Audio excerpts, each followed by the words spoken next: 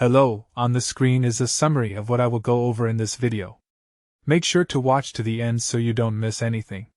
Step 1. Open your web browser and navigate to threads.net.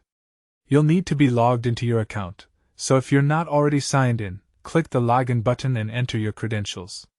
Make sure you're using a modern browser like Chrome, Safari, or Firefox for the best experience. Step 2. Once you're logged in, look for the Compose button, which is usually located on the left sidebar. It typically says New Post or has a plus icon. Click on it to open the text composition window where you can start typing your message. Step 3. Type your post content into the text field. You can write up to 500 characters on Threads, which gives you plenty of room to share your thoughts. Don't worry about being too brief since you have good space to work with. Step 4. Add any media to your post by clicking the image or video icon in the composition window. You can upload photos, videos, or GIFs directly from your desktop. Select the files you want to include and they'll be added to your draft.